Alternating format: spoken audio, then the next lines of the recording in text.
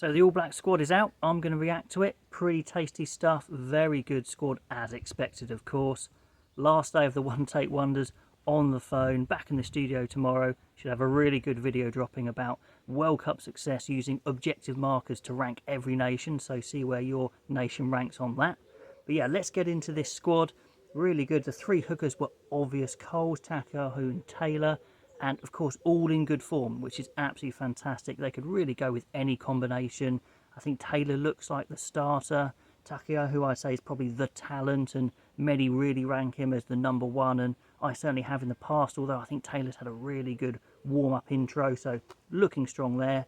And the six props, as expected. I mean, Tumatai Williams maybe didn't have the greatest last showing, but it is the right six. I think we do have Joe Moody fit actually now, and he makes a really good call up if they've got an injury, experienced guy to come in, so it just works so well, I think.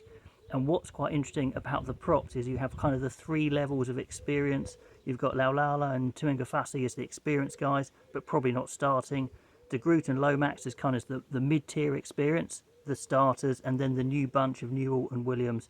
Absolutely love it. So front row so strong for the All Blacks, and the second row would be really strong, but we do have that annoying injury to Retallick, and he was in such great form.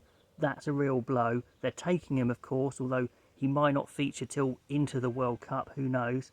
But Scott Barrett now as a second row, and then Sam Whitelock back fit, and then Vai as well. Retallick goes but won't play for a while, and Lord is the one that misses out, and he's a talent, but I think it's okay because the others are so good. As long as Retallick comes fit, if he does drop out of the squad, I'm sure they'll call Lord straight in.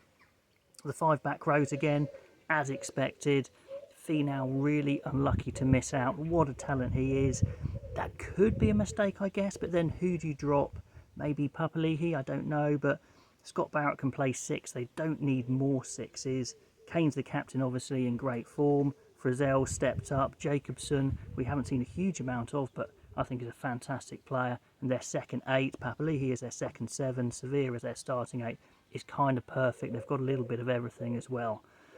Now the backs, the scrum halves, Christie came under quite a bit of criticism maybe, saying that maybe he should drop out and Webber straight in, but that hasn't happened. So they're sticking with Christie, Roygaard, Smith. Smith is the obvious starter. The question is, who do they have on the bench? I'd go Roygaard, to be honest, but if Smith is injured, that maybe is a bit of an issue, but let's hope he stays fit.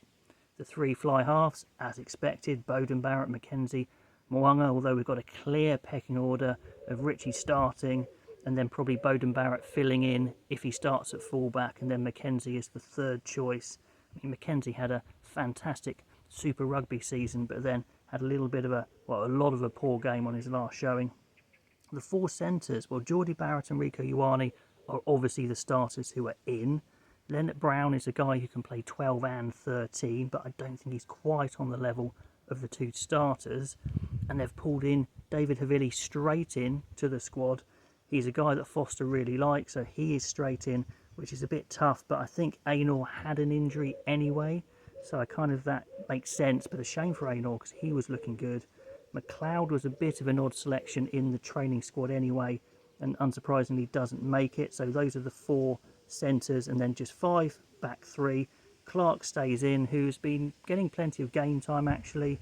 Don't think he's a starter. Then you've got the power man Fainganuku, which is great to see.